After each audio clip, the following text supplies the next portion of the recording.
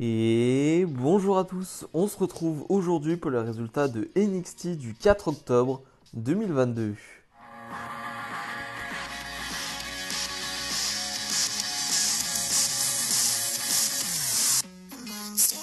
Comme d'habitude, n'oubliez pas de mettre le petit pouce bleu et de vous abonner. Je rappelle donc que c'était un tout nouveau NXT qu'on peut appeler justement NXT et non plus NXT 2.0. NXT 2.0 c'est terminé, donc nouveau décor.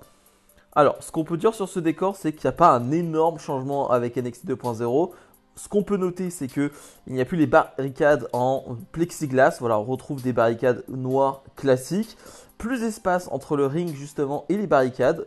Ça, c'est une très bonne chose. Le public aussi est ajusté d'une manière très différente. J'ai l'impression qu'il y a plus de place aussi. Ça, c'est cool.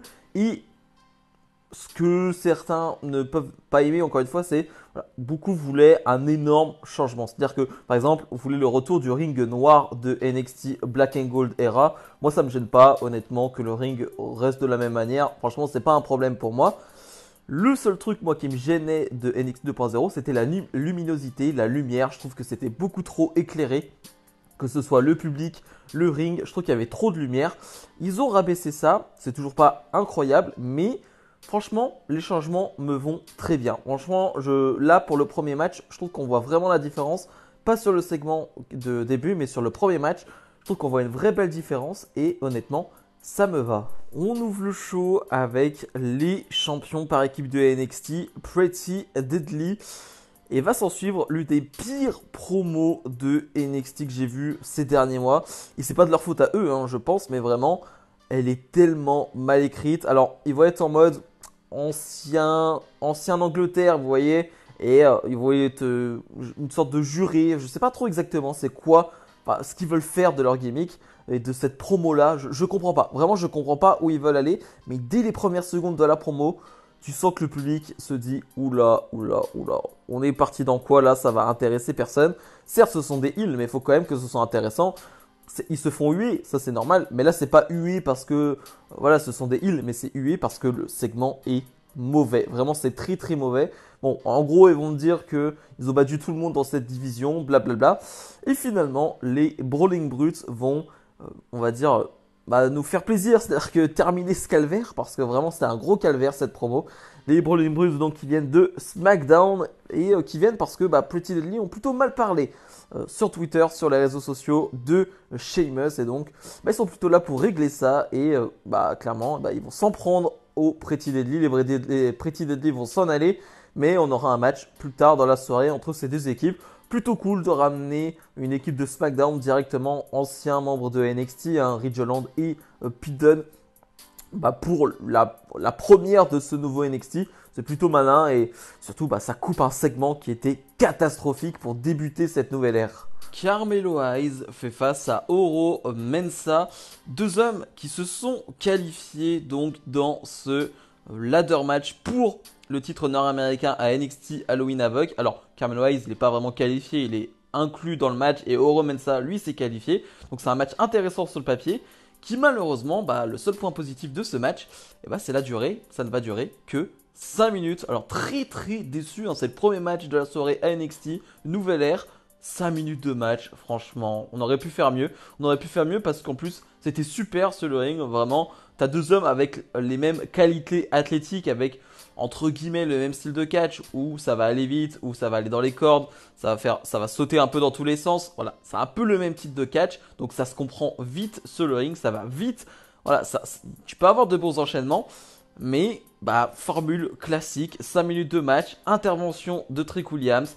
Oro Mensah se fait surprendre, descendre de la cuisse, bon, toujours aussi magnifique de la part de Carmelo Hayes, et victoire donc de Hayes 1-2-3. On s'est pas embêté, on n'a pas fait un long match. Ouais, plutôt déçu, voilà. J'aurais aimé plus de minutes de match, j'aurais aimé un peu plus de suspense. Là, pour le coup, le premier match de cette nouvelle ère me déçoit beaucoup.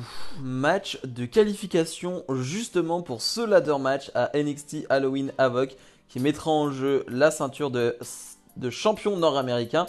Donc on retrouve André Chase face à Von Wagner. Encore une déception, je suis dégoûté déjà par le contenu de ce match où il se passe pas grand chose et on n'a pas le temps de s'enflammer pour Chase You. Il y a une grosse ambiance pour Chase You. Pour André Chase, pardon, mais pour le mouvement Chase You, voilà, il va le faire pendant le match et voilà, le public adore ça. Il y a vraiment encore une fois, il y a toute une communauté, toute une partie du public, voilà, qui est pour André Chase, voilà, de son université. Donc c'est plutôt cool. Il y a toujours une bonne ambiance avec André Chase. Et là, on n'a pas le temps de s'enflammer, on n'a pas le temps de croire en lui, on n'a pas le temps de tout ça parce que, encore une fois, c'est trop court. Et on met fin au suspense vraiment très très vite en 4-5 minutes, même pas. Von Wagner va l'emporter. Et là, c'est ma deuxième déception. Je pensais vraiment que André Chase allait rentrer dans ce ladder match. Je pense que c'était le moment. Il avait le public derrière lui. Je vois pas l'intérêt de mettre Von Wagner dedans. Vraiment, Von Wagner, il fait réagir personne. C'est pas un bon heal. Avec Robert Stone, on n'en peut plus. Grosse déception là aussi, je comprends pas l'intérêt. Vraiment, l'intérêt de mettre Von Wagner dans ce match. Alors oui, c'est pour mettre un autre heal. Ok, mais je vois pas l'intérêt autre que ça et je pense que c'était vraiment le moment pour André Chase. Donc je suis vraiment très déçu déjà par le match où on te met pas de suspense, on te met pas grand chose et le résultat, on va voir juste Carmen Wise qui commentait le match se faire attaquer par Wesley. Donc ça c'est une guerre qui continue, qui sera aussi une guerre de ce ladder match. Donc ça c'est plutôt cool.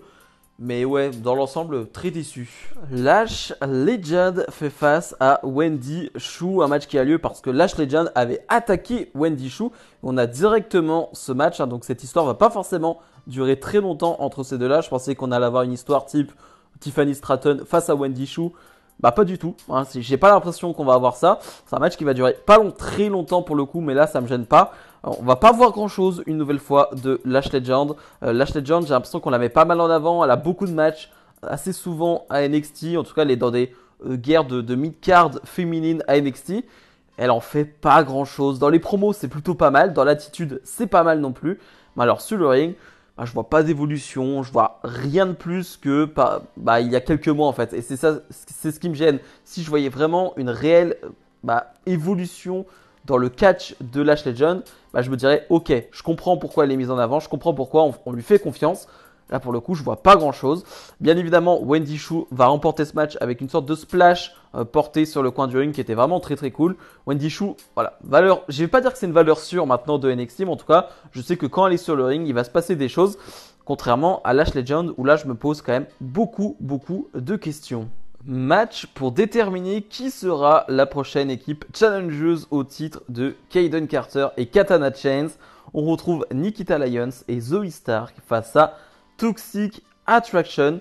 Et j'ai envie de dire, enfin le premier vrai match de la soirée. Un combat qui va durer 11 minutes. Et ça, c'était du catch. Ça, c'était un vrai combat. Un peu déçu du public, mais ça, on en reparlera un peu en bilan. Voilà, je trouve que le public s'enflamme pas beaucoup par rapport à ce qui se passe sur le ring. J'ai vraiment aimé la prestation une nouvelle fois de Nikita Lyons. C'est-à-dire qu'elle est placée au bon moment, au bon endroit. En fait, ils savent très bien de quoi elle est capable pour le moment. Et elle fait ce qu'elle est capable de faire. Elle n'en fait pas plus. Et je trouve qu'en termes de timing, voilà, elle est toujours bien au bon moment avec ses kicks qui sont vraiment très très cool. Je trouve, voilà, je parlais du public, je trouve que sur les kicks de Nikita Lyons qui sont toujours très impressionnants, je trouve, le public s'enflamme pas. Je comprends pas pourquoi, alors que les kicks sont plutôt très très cool. Par contre, le public va bien s'enflammer pour, je trouve, la meilleure performance des quatre. Celle de Zoe Stark. Zoe Stark, elle est au-dessus du lot, elle est au-dessus des quatre. Et elle le montre, vraiment, elle est à gauche, à droite, elle est partout, vraiment dans ce match. Quand il faut intervenir, elle est là. Quand il faut sauter au-dessus de la troisième corde, elle est là. Bref, elle fait vraiment un match très très complet. C'est 11 minutes de match qui passent très très bien. Et finalement, Zoe Stark et Nikita Lyons vont l'emporter clean. Ça fait plaisir. Et donc deviennent les nouvelles challengeuses au titre par équipe. Si bien, voilà, on change un peu, on a beaucoup tourné autour de Toxic Attraction, on change un peu cette équipe qui est en train de se construire entre Zoe Stark et Nikita Lyons. On voit qu'il y a une alchimie qui se construit sur le ring et je trouve que c'est une bonne chose de les voir face aux championnes maintenant et surtout de les mettre un peu plus en avant. Je trouve que c'est plutôt mérité. Grayson Waller nous présente son talk show, le Grayson Waller Effect, qui a donc pour invité Cora Jade et Roxanne Perez qui s'affronteront lors de NXT Halloween Havoc. Et justement, on va avoir une bonne promo entre les deux. Je trouve que c'est peut-être la meilleure promo des deux, je trouve. Encore une fois, le public dort et ça m'énerve. Mais bon, ça on en reparlera plus tard, mais ça m'énerve vraiment.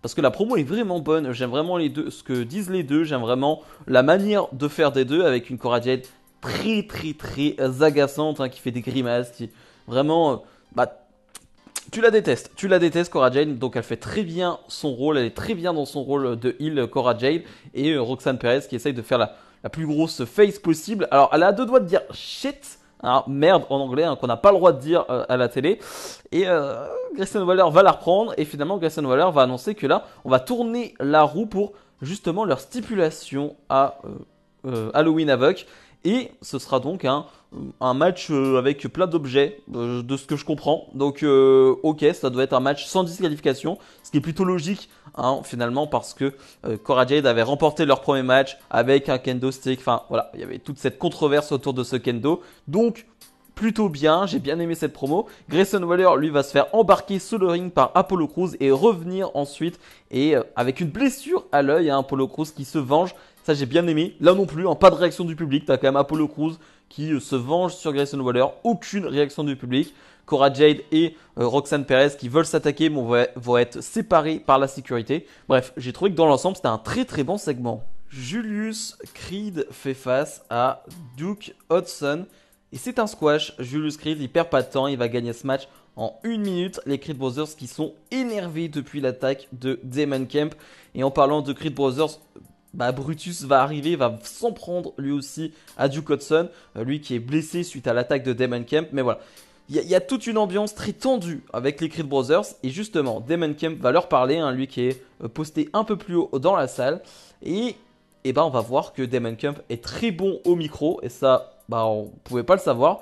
Que Julius Creed aussi était bon au micro et ça fait plaisir. J'ai l'impression que Julius Creed, il a toutes les qualités. On parle beaucoup de Braun Breaker, on parle beaucoup de Carmelo Hayes, mais alors Julius Creed, c'est quand même quelque chose. Et Julius Creed, voilà, il en a marre. Il en a marre de Damon Kemp et justement, il y a un challenge à Halloween Havoc. On va avoir Damon Kemp face à Julius Creed dans un match de l'ambulance. Je crois que c'est le premier match de l'ambulance qu'on va avoir à NXT. Ok, ça fait très longtemps qu'on n'a pas vu ça à NXT, première fois qu'on voit ça. Et je trouve que la stipulation tombe bien, c'est le bon moment, c'est parfait en fait. Je trouve que c'est trop bien d'avoir ce genre de match entre deux jeunes superstars dans un gros show comme NXT Halloween Havoc, dans une énorme stipulation comme un ambulance match. Ouais, j'ai hâte. La promo m'a hypé, les deux ont été très bons. Ouais, ça donne très envie. Ça donne très envie. Zion Queen fait face à Hank Walker. Hank Walker, pour ceux qui se rappellent, c'est cet agent de sécurité finalement qui a reçu un contrat de la part de la WWE, hein, dans la storyline, bien évidemment, parce qu'il a remporté un match, justement, hein, lui qui faisait juste de la sécurité, maintenant c'est une superstar de la WWE, donc l'histoire est plutôt sympa, le public aime plutôt bien d'ailleurs cette histoire, hein, ils sont plutôt derrière lui, alors c'est un match qui va pas durer très longtemps, Zion Queen va l'emporter assez rapidement, après le match, Zion Queen veut s'en prendre encore à Hank Walker, mais Quincy Elliott vient faire le save, vient venir aider Hank Walker. Peut-être une amitié qu'on ne voyait pas venir entre Hank Walker et Quincy Elliott. Et surtout, voilà, c'est une défaite pour Hank Walker, mais j'ai envie de dire pour le moment, on s'en fiche un peu des victoires et des défaites pour Hank Walker. On essaye juste de construire son personnage. Pour l'instant, ça marche plutôt bien, donc on va voir jusqu'où ça va le mener. Et le main event, Pretty Deadly défend ses titres de champion par équipe de NXT face aux Brawling Brutes. Donc ils sont là à NXT et qui obtiennent directement un match de championnat. C'est plutôt facile, j'ai l'impression, d'obtenir des matchs de championnat quand on vient du roster principal. Mais bref, on a un match qui va durer plus de 10 minutes. Un vrai bon match par équipe. Et j'ai même pas envie de mettre l'accent sur justement Butch et Ridge Holland qui font une bonne performance. Mais je veux vraiment mettre l'accent sur la performance des Pretty Deadly. C'est vraiment eux qui m'ont le plus impressionné. Je trouve que c'est eux qui font la meilleure performance en tant qu'équipe. Je trouve qu'ils ont vraiment été top. Autant le premier segment de la soirée, on en parlait au micro. Et c'est pas de leur faute, mais voilà, je trouve que la promo était vraiment horrible. Là sur le ring, il n'y a rien à dire. Et il n'y a rien à dire depuis un petit moment, hein, avec Pretty Deadly. Depuis qu'ils sont à NXT, hein, les anciens membres de NXT UK, il n'y a rien à dire. C'est très propre, c'est vraiment du très bon catch. Et je m'éclate à chaque fois que je les vois sur le ring. Maintenant, le point négatif, c'est la fin de match. La fin de match qui est un gros bordel où finalement, je le voyais arriver alors que les Brawling Brutes allaient remporter ce match. Imperium va arriver, mais il y a un gros problème de timing. C'est-à-dire qu'au moment où où Butch va faire le tomber, finalement, tu as Imperium qui arrive, mais ils arrivent un peu en retard du coup. c'est un peu bizarre. Voilà, la fin est très bizarre. Les Pretty Deadly vont en profiter pour remporter ce match. Mais très bizarre cette fin, très très bizarre, c'est-à-dire que t'as Imperium du coup qui vont s'en aller avec les Brawling Brutes. T'as l'impression que l'accent est mis sur Imperium et Brawling Brutes alors qu'on est à NXT. Enfin je veux dire, ok c'est bien pour le monde WWE, c'est-à-dire que NXT soit connecté à SmackDown Hero, ça je l'ai dit c'est très bien. Mais attention à ce que NXT soit pas juste là pour montrer des superstars de Raw et NXT qui se battent, enfin de SmackDown qui se battent. Et finalement, on va avoir Idris Enofe et Malik Blake qui vont se présenter et Josh Briggs et Brooke Johnson qui vont se présenter devant les champions par équipe de NXT. Donc voilà, on a des possibles challengers qui sont là. Donc je trouve que c'est des équipes fraîches. Ça va changer, c'est bien. Mais la fin de match de ce main event était très très bizarre. Bilan de ce NXT, de ce premier NXT d'une nouvelle ère.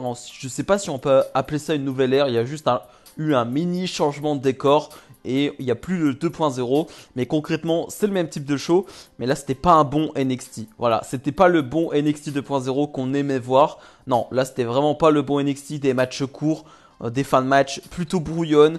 Et surtout, bah, pas de gros moments, pas de gros matchs. On a des matchs intéressants sur le papier. Je pense aux deux matchs par équipe, féminin et masculin. Mais ça va pas plus loin. On a des matchs, je pense à Oro Mensah face à Carmel Wise. Je m'attendais à mieux.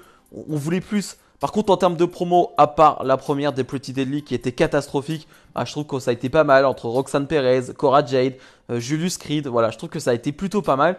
Mais dans l'ensemble, c'est un show NXT plutôt faible, avec un public très faible. J'ai fait que d'en parler pendant ma vidéo, mais le public, j'ai trouvé horrible. Vraiment pas investi, pas l'impression qu'ils avaient envie d'être là, tout simplement. Si t'as pas envie d'être là, bah tu viens pas, hein, tout simplement, hein, j'ai envie de dire.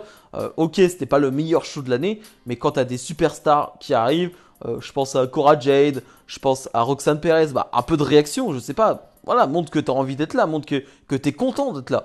Là voilà, j'ai vraiment pas aimé, donc si je dois donner une moyenne à ce show, on va être sur un 5 sur 10. Je trouve que c'est presque gentil de ma part. Bref, comme d'habitude, n'hésitez pas à mettre le petit pouce bleu et à vous abonner. Nous on se retrouve dès demain pour mes pronostics de Extreme Rules. Salut, salut!